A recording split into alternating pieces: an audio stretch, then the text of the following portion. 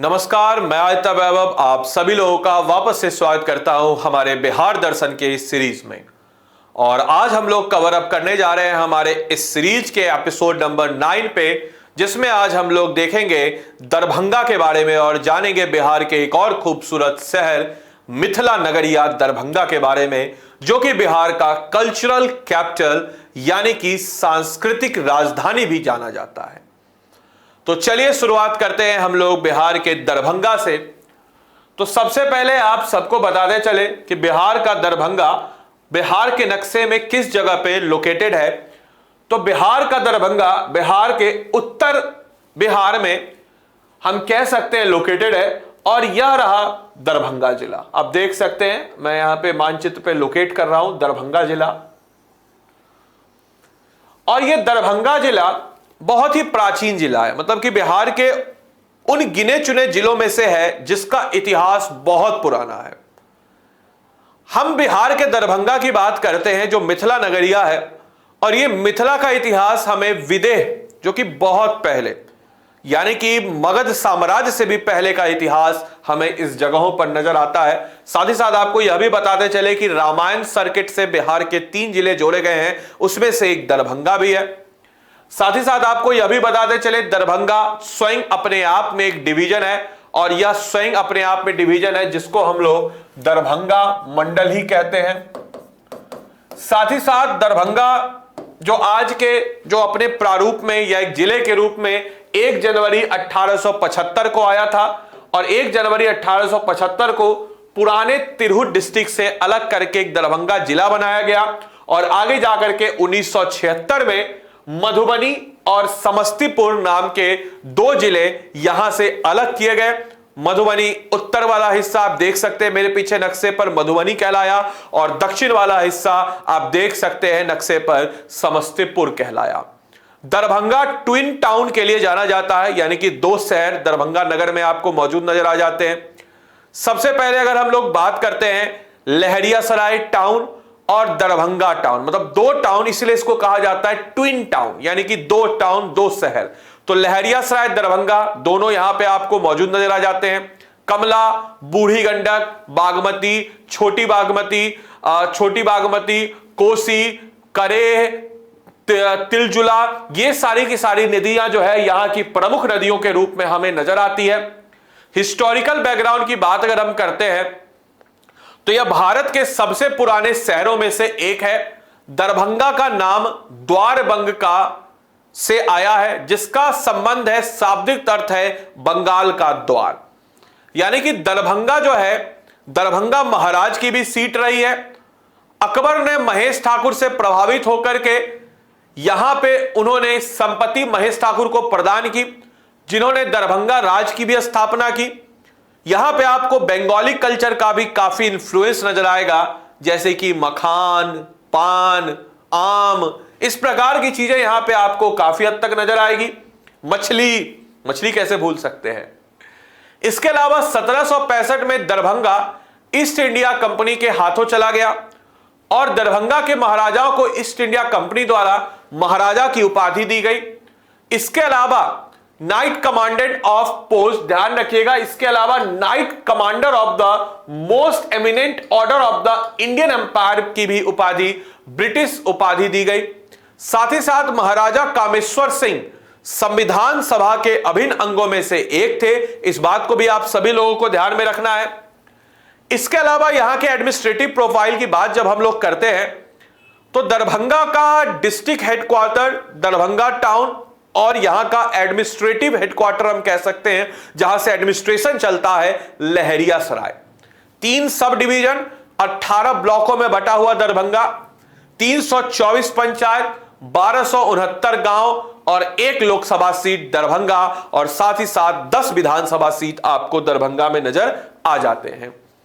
इसके अलावा हम लोग अगर बात करते हैं दरभंगा के बारे में, तो दरभंगा के ज्योग्राफिकल और डेमोग्राफिक के बारे में अगर हम लोग बात करें तो यहां पे औसत जो रेनफॉल औसत जो वर्षा होती है 114.3 सेंटीमीटर, और यहां की मिट्टी जो पाई जाती है खादर और बाल सुंदरी, वहीं पे यहां पे जनसंख्या घनत्व तो 1728, जो कि पूरे के पूरे बिहार में तीसरा सबसे बड़ा जनसंख्या घनत्व वाला जिला शिवहर पटना के बाद दरभंगा ही आता है। जनसंख्या वृद्धि दर के कंपेयर में 2001 की तुलना में 2011 में 19% वृद्धि हमें नजर आई है। वहीं लिंग अनुपात यहां पे प्रत्येक 1000 पुरुषों के लिए 911 महिलाएं नजर आती है। साक्षरता दर की बात करते हैं तो 56.6 यहां की साक्षरता दर है। पुरुष साक्षरता दर 66.8% और महिला साक्षरता दर 45.2%। हिंदी, मैथिली, उर्दू यहां की प्रमुख भाषाओं में से एक है। साथ ही साथ यहां के उद्योगों की बात करते हैं तो रजिस्टर्ड इंडस्ट्रियल यूनिट यहां पे 3714, इंडस्ट्रियल यूनिट रजिस्टर मीडियम 1 है, बड़ी इंडस्ट्री नहीं है, और नंबर ऑफ इंडस्ट्रियल एरिया यहां पे 3 है। साथ ही साथ बीएडा यानी कि Bihar industrial authority development area जो है, इसका रीजनल हेडक्वार्टर भी दरभंगा में नजर आ जाता है। कृषि आधारित अर्थव्यवस्था, सूती कपड़े, लकड़ी और लकड़ी आधारित फर्नीचर, खनिज आधारित, धातु आधारित, विद्युत मशीनरी मरम्मत और सर्विसिंग को तैयार वस्त्र आधारित यहां पे आपको मौजूद नजर आ जाती है। साथ ही साथ आपको बताते चले दरभंगा के इंडस्ट्री के बारे में, तो दरभंगा के लोगों का मुख्य व्यवसाय कृषि है। यहां पे मछली, आम, मखान के व्यापार के लिए प्रसिद्ध है और लहरियासराय आभूषण निर्माण के लिए प्रसिद्ध है। साथ ही साथ जिले में 3 औद्योगिक क्षेत्र हैं, बेला औद्योगिक क्षेत्र, दोनार औद्योगिक क्षेत्र और साथ ही साथ आपके धर्मपुर औद्योगिक क्षेत्र। बेला औद्योगिक क्षेत्र 4.1 हेक्टेयर एरिया में, दोनार औद्योगिक क्षेत्र 19.58 हेक्टेयर एरिया में और धर्मपुर औद्योगिक क्षेत्र 2.16 हेक्टेयर के एरिया में। साथ ही साथ यहां पे दवाई का बहुत बड़ा उद्योग है, दुकान मतलब कि इंडस्ट्री नहीं है बट दवाइयों का बहुत बड़ा उद्योग यहां पे पूरे के पूरे दरभंगा शहर में नजर आ जाता है।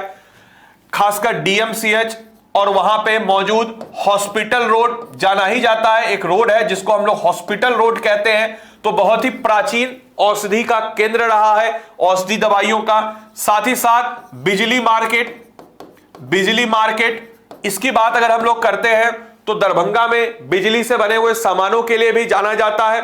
साथ ही साथ बिजली के लिए उपयोग आने वाले सामान।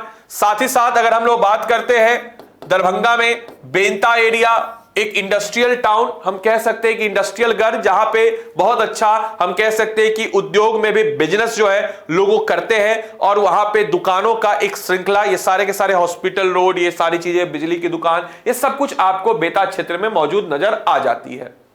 साथ ही साथ आपको बताते चले दोनार औद्योगिक क्षेत्र, धर्मपुर औद्योगिक क्षेत्र, बेला औद्योगिक क्षेत्र इस क्षेत्र में नजर आ जाते हैं। यहां की इंडस्ट्री की बात करते हैं तो दरभंगा औद्योगिक क्षेत्र विकास प्राधिकरण बेला में स्थित है, जिसका रीजनल हेडक्वार्टर मैंने आपको बताया दरभंगा में है, वो बेला में स्थित है। सुजनी शिल्प चादर दीवार पर टांगने वाले के रूप में लोकप्रिय। साथ ही साथ सिक्किम में शिल्प विभिन्न प्रकार के सुनहरे रंगों की लंबी धारा से बनाया जाता है और मिथिला पेंटिंग प्राकृतिक रूप से यहां पे प्रारंभिक रंगों के साथ कागज और कपड़े पर बनाई जाती है। और साथ ही साथ बांस शिल्प, लाह चूड़ी शिल्प और लकड़ी शिल्प भी यहां की लोकप्रिय है। और मिथिला जो पेंटिंग है वह भी यहां पे बड़े स्तर पर कपड़ों पर बनाई जाती है और साथ ही साथ बेची जाती है।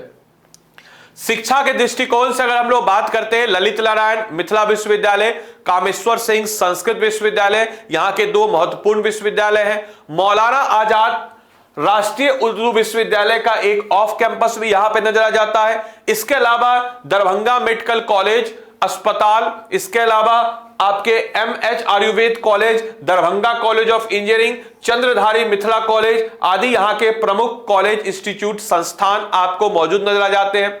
साथ ही साथ बताते चले दरभंगा राज का क्षेत्र, दरभंगा राज के किले में 200 फीट ऊंची दीवार, साथ ही साथ नरोगना पैलेस जिसको नरोगना महल कहते हैं, साथ ही साथ आपको बताते चले आनंद बाग भवन, बेला महल आदि यहां की प्रमुख प्राकृतिक या आदि यहाँ के प्रमुख विरासत सौंदर्य आपको मौजूद नजर आ जाती है। साथ ही साथ धार्मिक पद्धति के लिए भी कुशेश्वर स्थान 8000 एकड़ जल जमाव क्षेत्र में फैला हुआ कुशेश्वर स्थान एक पक्षी अभयारण्य है। प्रवासी पक्षियों की लुप्त प्रजातियां जैसे कि डेलमेटियन, जैसे कि पेलिकन और इंडियन आपके स्मीकर, साथ ही साथ साइबेरियन क्रेन, इसके अलावा हम लोग अगर बात करें ओरिएंटल गुसेडर आदि पक्षियां चीन, मंगोलिया, नेपाल, बिहार, तिब्बत, पाकिस्तान, अफगानिस्तान, भूटान और साइबेरिया से यहां प्रजनन के दौरान ठंड के समय में आते हैं। और कुशेश्वर स्थान में स्थित कुशेश्वर स्थान वन्य जीव अभयारण्य, कुशेश्वर स्थान बर्ड सेंचुरी भी यहां पे आपको अवस्थित है। साथ ही साथ श्यामा माई मंदिर यह 1933 में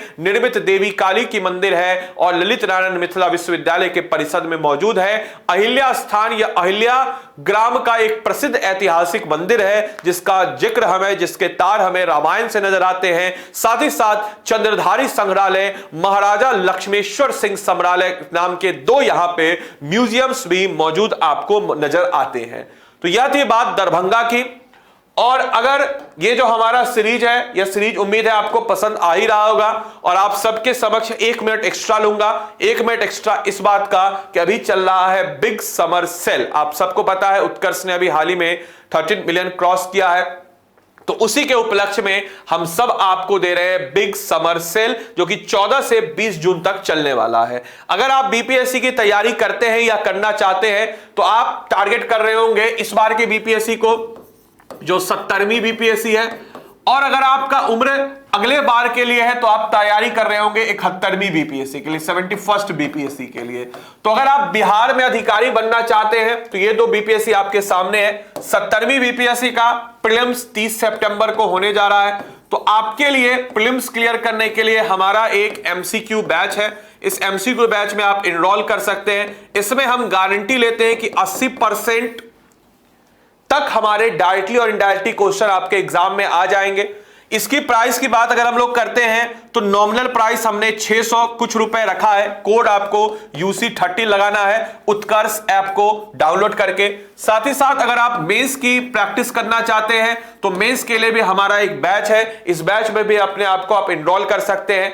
ऐसे बच्चे जो नए स्टूडेंट हैं, 71वीं बीपीएससी की तैयारी कर रहे हैं, उनके लिए 2 साल का फाउंडेशन कोर्स है जिसमें हम लोग एनसीईआरटी प्लस अगर हम लोग बात करते हैं तो फाउंडेशन यानी कि प्रीलिम्स, मेंस और इंटरव्यू, तीनों चीज हमने यहां पे इंक्लूड करा रखी है। तो ये 2 साल का अधिकारी बैच है। तो अपने अधिकारी बनने का सपना पूरा करें हमारे इस अधिकारी बैच से, ठीक है। इसकी भी प्राइस लगभग 5000 कुछ रुपए के आसपास है। आप देख सकते हैं, विजिट कर सकते हैं उत्कर्ष के ऐप को डाउनलोड करके। साथ ही साथ हमारे पास 1 साल का चाणक्य बैच है, चाणक्य 1.0 बैच है। इसमें प्रीलिम्स, मेंस और इंटरव्यू तीनों चीजें इंक्लूडेड है। इन सब में आप सबको मिलेगा हमारी तरफ से पुस्तक, साथ ही साथ हमारे सारे के साथ सिलसिलेवार तरीके से सारे के सारे कोर्सेज की बात कही जाएगी।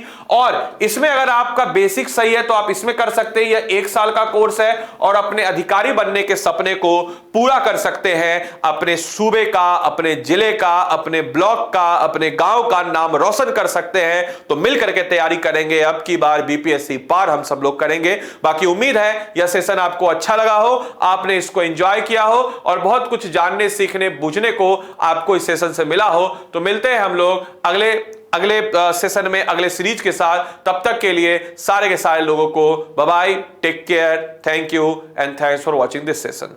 Thank you.